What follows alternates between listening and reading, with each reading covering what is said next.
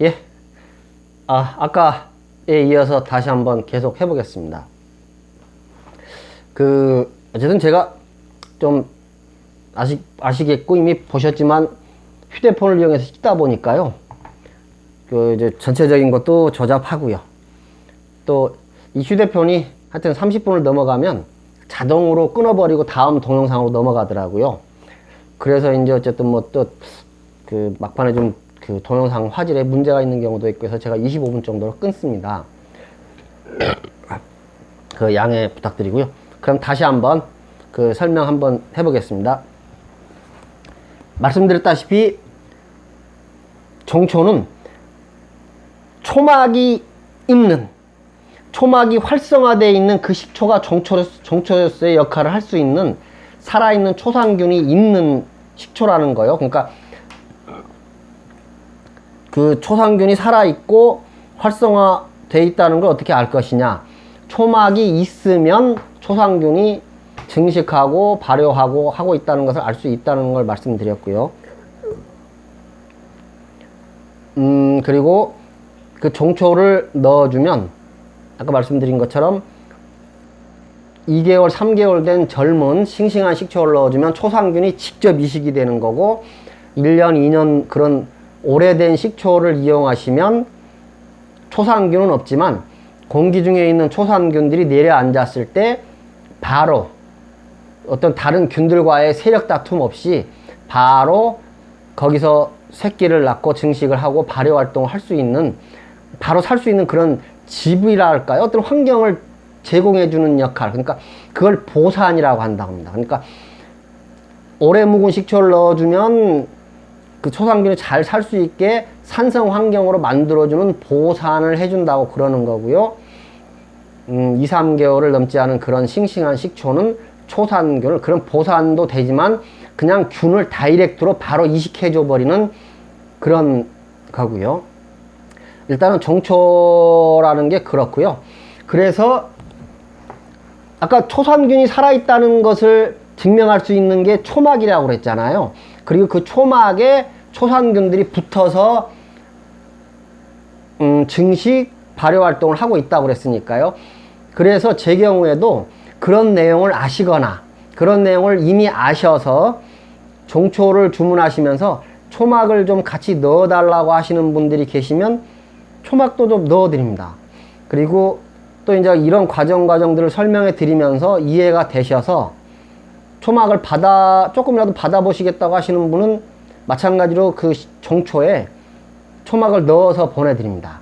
근데 이제 모르시는 분들이 보면 그 종초 안에 이제 초막이 이물처럼 어떤 뭐 좀 떠다니고 하는 그런 부유물처럼 보이니까 이제 좀 안 좋아라 하실까 봐서 저도 이제 초막을 이제 가급적이면 안 보내드리고 깨끗한 식초로 말씀드린 것처럼 초막 위에 있는 가장 공기하고 접하고 있는 가장 윗부분의 그런 식초를 종초로 보내드리고 있습니다.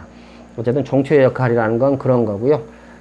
그래서 이제 저희들이 식초를 만들 때는 초막을 이식해서 만듭니다. 그러니까 잘 만들어지고 있는 항아리에 있는 초막을 새로 만드는 그 식초에 초막을 이식하죠. 물론 식초도 같이 옮깁니다만은 그 식초를 옮길 때 초막을 떠서 초막째로 그 항아리에 옮겨주면 훨씬 더 많은 싱싱한 그런 초상균들이 이식이 되고 종초가 잘 만들어집니다. 그리고 제가 그런 것을 이제 어떻게 설명을 드려볼까 하고,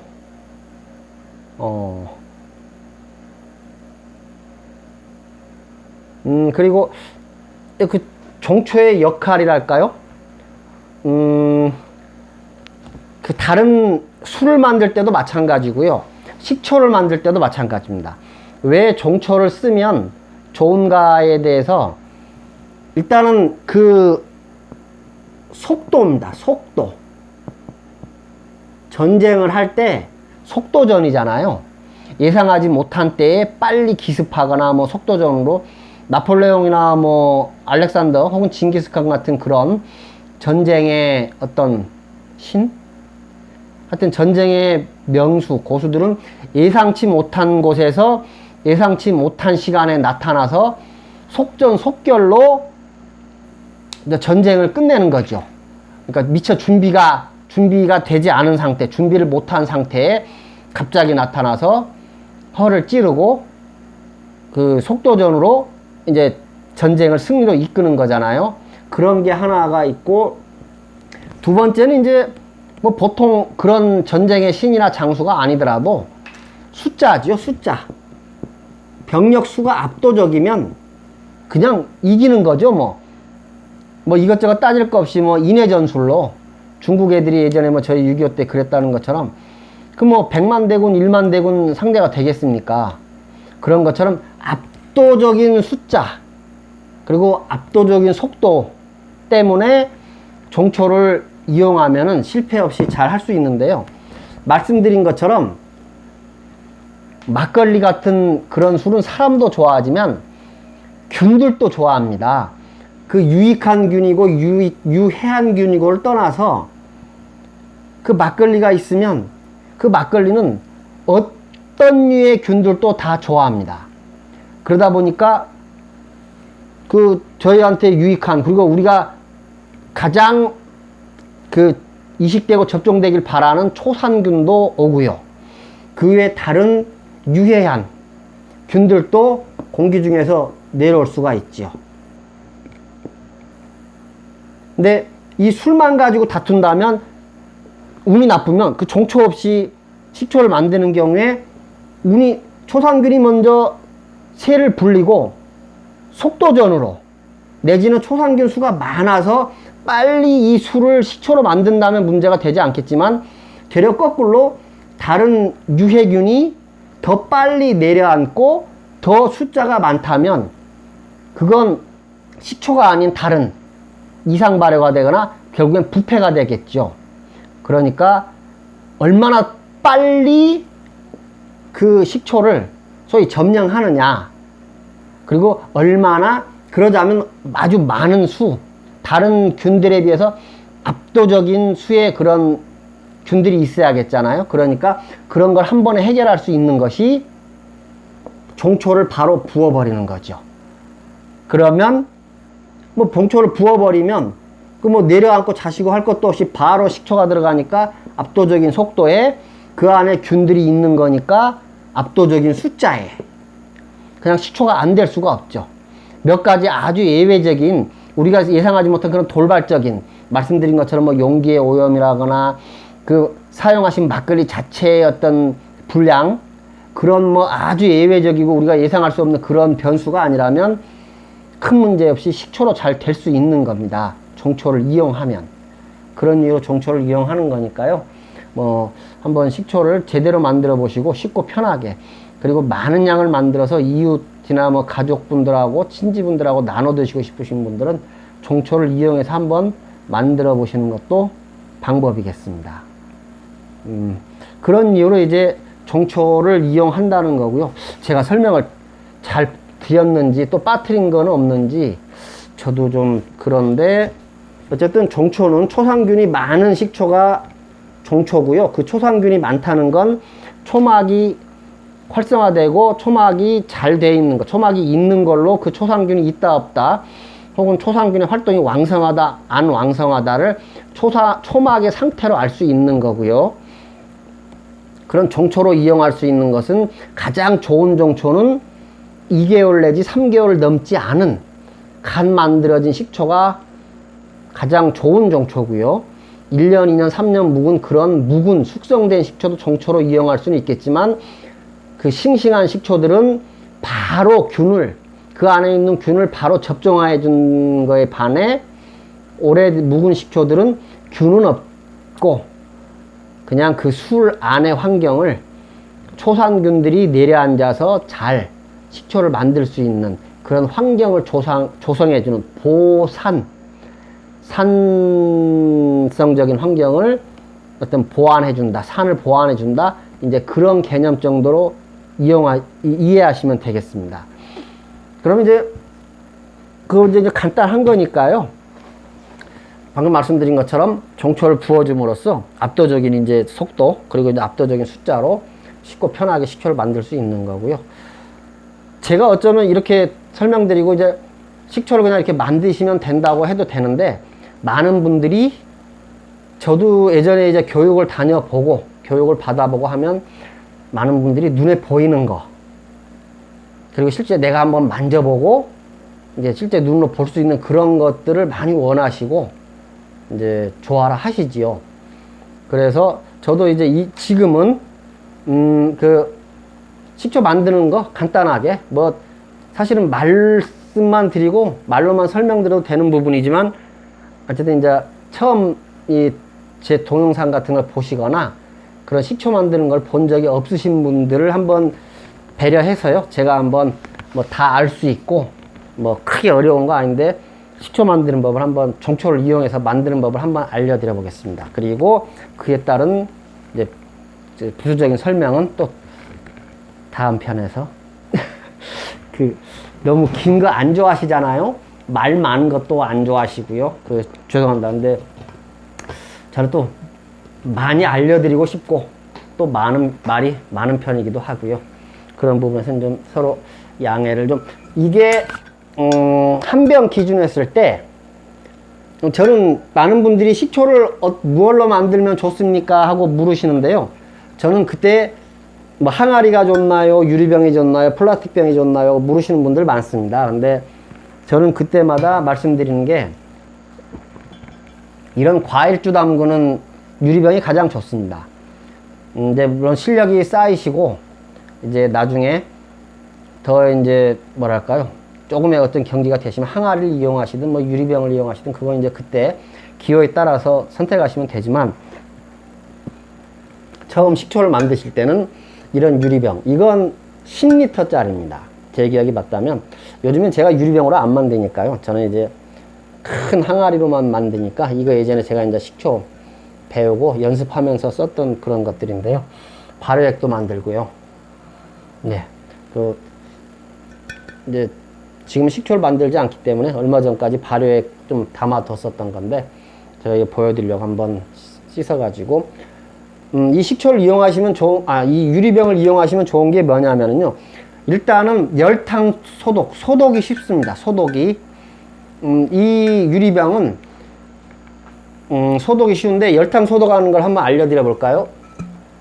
왜 이게 유리병이 열탕 소독이 쉽냐면, 냄비에 두 가지 방법이 있는데요. 만두를 찌는 찜솥 있잖아요. 만두 찌는, 아니면 냄비에다가 그 찜기 있잖아요. 찜기를 받치고 만두 찌는 것처럼 그 물을 만두 찌듯이 찜기에 물을 끓이시고 이렇게 거꾸로 엎어 놓으시면 소독이 됩니다. 그냥 이렇게 엎어 놔 버리시면, 그 찜기 위에 물을 끓이시면서 찜기 위에 그냥 올려 놔 버리시면 이 안으로 수증기가 들어가면서 그 안에 있는 균들이 다 죽지요. 그리고 이제 또 하나는, 그냥 그런 찜기도 귀찮다 하시면 냄비에다가 물을 두시고 이 병을 냄비에 약간 45도, 60도 정도 이렇게 기울이시는 겁니다. 그러면 이제 물은 이 정도 오겠지요. 냄비에 이렇게 기울여서 물을 끓이시면 또 이 안으로 이제 수증기가 들어가면서 열탕 소독이 됩니다. 근데 어떤 분들은 이제 유리병이 깨지지 않느냐고 무서워 하시는데, 처음 찬물 상태에서부터 같이 끓이시면 절대 깨지지 않습니다. 물이 끓어가지고 뜨거운 상태에서 갑자기 유리병을 갖다 대거나 넣으면 유리병이 깨집니다. 근데 처음 찬물 상태에서부터 찜기에 같이 찌시거나 아니면 그 냄비째로 이렇게 찬물서부터 끓이시면 절대 유리병 깨지는 일 없고요. 뭐 한 2~3분만 수증기가 들어가게 끓여 주셔도 그 안에 있는 균은 다 죽습니다. 그러니까 깨끗한 상태로 열탕 소독이 쉽고요. 난 그게 무서워서 못하겠다, 싫다, 그것도 싫다고 하시는 분들은 깨끗이 씻으셔서 밖에 내두셔도 됩니다. 그 여름 같은 봄, 여름, 가을 하루 정도 밖에 이렇게 내놓으시면 햇볕을 볼 수 있게요. 그러면 일종의 자외선 소독이 돼서 열탕 소독까지 하지 않으시더라도 깨끗하게 쓰실 수 있습니다. 뭐 거기에 대해서는 뭐 자외선 소독이 된다 안 된다고 뭐 견해가 다를 수는 있겠습니다만 제가 예전에 그렇게 자외선 소독을 해서 해봐도 아무 문제 없이 잘 됐었습니다. 그러니까 열탕 소독이 좀 무섭다, 어렵다 하시는 분은 깨끗이 씻으셔서 밖에 내놓고 하루 정도 햇볕을 쬐어주시면 마찬가지로 햇볕 아래서, 자외선 아래서 살 수 있는 균들은 없으니까요. 일광 소독도 할 수 있고요. 그런 이유로 소독이 쉽다는 것도 하나 이 유리병을 쓰는 이유고요. 또 하나는 그 식초가 만들어지고 있는 상태를 중간중간 들여다볼 수 있는 거지요. 내가 만들고 있는 식초가 잘 되고 있는지, 그 식초가 발효가 되면서 어떤 증상들이나 현상들이 나타나는지도 볼 수 있고, 실제 초막 같은 것도 들여다보기도 쉽고, 뭐 들어 옮기기도 쉽고, 여러 이유로 어쨌든 처음에 만드실 때는 이런 유리병을 이용해서 만드시는 게 가장 좋다고 제가 아는 한에선 제가 경험해 본 바로는 그래서 그렇게 말씀을 드립니다. 물론 뭐 플라스틱 병이나 항아리 만드셔도 상관은 없는데 가급적이면 하실 수 있으시면 유리병을 이용해서 위생상으로나 어떤 투명 해서 내가 그 상태를 보면서 공부할 수 있는 그런 거, 만드는 과정도 공부니까요. 그 과정을 들여다보면서 공부할 수 있는 그런 기회조차도 가졌으면 좋겠다 하는 생각에서 이 유리병을 추천해 드리고요. 그리고 이건 10리터 짜리입니다. 작은 건데요. 저기 15리터, 20리터 짜리도 있는데 여자분들의 경우에는 15리터 짜리 유리병이 좋겠고요. 남자분들의 경우에는 20리터 짜리 유리병이 좋겠습니다. 제가 만들어 보니까 그렇더라고요. 여자분들의 경우에는 15리터 짜리 유리병 정도를 쓰시면 그 정도는 여자분들 힘으로 드시기가 감당이 되더라고요. 그러니까 결국에는 식초도 뭐 옮길 수도 있고 부을 수도 있고 여러 가지 식초를 좀 내가 편하고 감당할 수 있을 만큼의 무게여야 되는데 죄송합니다. 15리터 정도 되면 여자분들이 감당하실 수 있고 20리터 정도 되면 남자분들이 감당하실 수 있을 정도더라. 그래서 이제 한 여자분들은 요건 10리터 짜리인데 요거보다 큰 거요. 요걸 쓰셔서 식초를 만드시면 좋겠고, 술의 경우에는 70% 정도 술이 끓어 넘칠 수가 있으니까요. 첫째로는 발효가 너무 왕성하게 된다거나 이상 발효가 되면 술이 끓어 넘칠 수가 있으니까 술이 끓어 넘치지 않게 끓었을 때도 그걸 커버해 줄 수 있는 공간 확보를 위해서 한 70% 정도 아래로 술은 만드시는 거고요. 또 술이 발효되면서 이산화탄소가 나오잖아요. 가스가. 근데 너무 그릇에 비해서 술이 작으면 이산화탄소가 이 위로 올라와서 날아가야 되는데 날아가질 못하고 그 안에서 다시 술로 들어가는 경우가 있습니다. 그러면 그게 발효에 해로운 영향을 끼치거든요.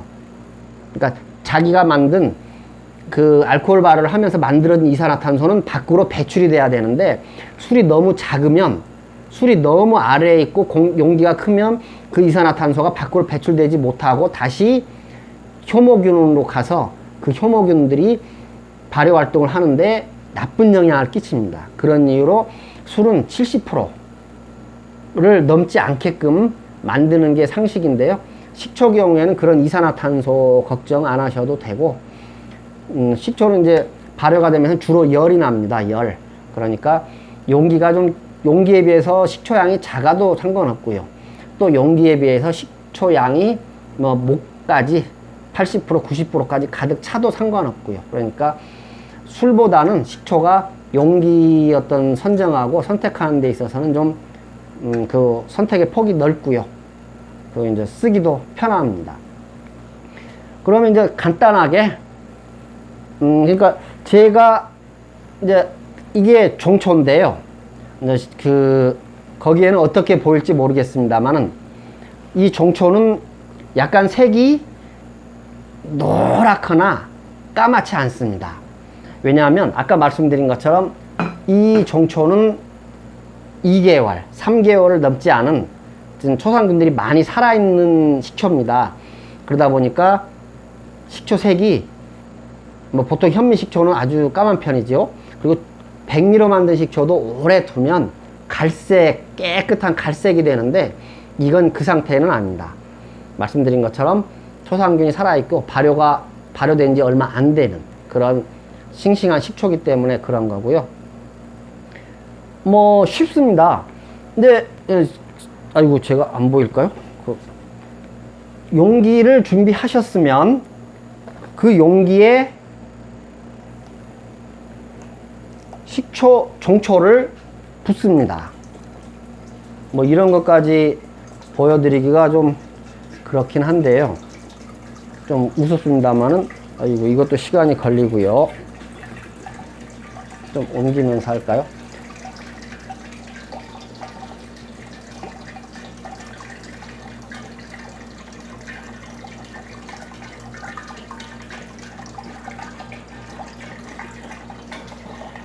예, 사실은 뭐 저는 이렇게 보여드리지 않더라도 바로 그 말씀으로만 설명드려도 직접 해보시는 것도 괜찮다고 생각을 합니다만은, 말씀드린 것처럼 많은 분들이 이제 이것조차도 안 보신 분들이 계시고 이걸 재밌어라 하실 분들도 계실 것 같아서. 그리고 막걸리입니다. 막걸리고요. 이 막걸리를 지금도 막 거품이 나고 막 발효가 되고 있습니다. 이건 이 안에 있는 앙금에 효모균들이 살아있고 지금도 발효가 되고 있다는 거죠. 또 이렇게 발효가 되고 있는 것들이 바로 생막걸리고요. 그러니까 뭐 이제 보통 마트에서 판매하고 있는 그런 막걸리들, 이렇게 흔들면 거품 나고 막 쏟아지는 그런 막걸리들이 이제 생막걸리고요. 그런 생막걸리들을 제가 지금 이제 4병 준비해 봤습니다. 4병. 물론 이제 5병 사용하셔도 되고요. 그 다음에 이제 설명을 드리면서 왜 4병인지, 그리고 5병을 사용하셔도 되는지 이제 설명드려 보겠고요. 그리고 이제 그 앞편에서 보셨는지 모르겠지만, 그 앙금을, 굳이 앙금을 다 사용할 건 없으시고요. 술을 따랐을 때 위에 맑은 식초가 쭉 나가고요. 위에 맑은 식초가 쭉 나가면서 뒤따라 나가는 앙금 정도는 쓰시고, 그 많은 이렇게 바닥에 농도 진하고 떡진 앙금들은 안 쓰시는 게 좋습니다. 그 뭐 앙금을 쓰느냐 안 쓰느냐에 대해서는 백인 백색으로 견해들이 다 다르신데, 제가 경험해보고 이제 한 걸로는, 제 경험, 제 지식으로는 앙금, 아주 진하고 떡진 앙금은 안 쓰시는 게 발효에 더 좋더라. 그리고 마찬가지로 또 부어주고요. 이게 좀 양조장에서 나온 지 오래된 막걸리가 더 좋은데요. 앙금도 많이 가라앉고 깨끗해진 술이요. 근데 이제 이 막걸리는 좀 나온 지 얼마 안 돼가지고 좀 싱싱한 편입니다. 다시 또 부어주고요.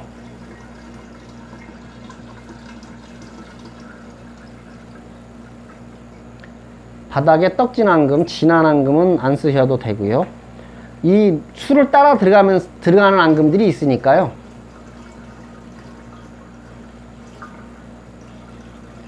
그 정도 앙금은 쓰셔도 상관이 없고, 앙금을 꼭 안 써야 된다는 건 아니고 안 쓰시는 게 좀 발효에 좋다. 그리고 이제 이렇게 됐지 않습니까? 식초가. 그러면 이제 제가 항상, 다른 분들은 잘 말씀하지 않으시지만 저는 이 시아천을 만난 게 제가 발효를 하면서 참 좋은, 보이시죠? 투명하게, 이렇게 투명하면서도 벌레가 들어가지 않게, 그리고 얼마만큼은 속이 비출 수 있는 이런 시아천을 이용하시면 식초 만들기에 훨씬 좋더라, 이제 그런 말씀을 드립니다. 시아천으로 덮고요. 그리고 고무줄이죠. 고무줄은 뭐 아무 고무줄이나 다 사용하셔도 되는데요.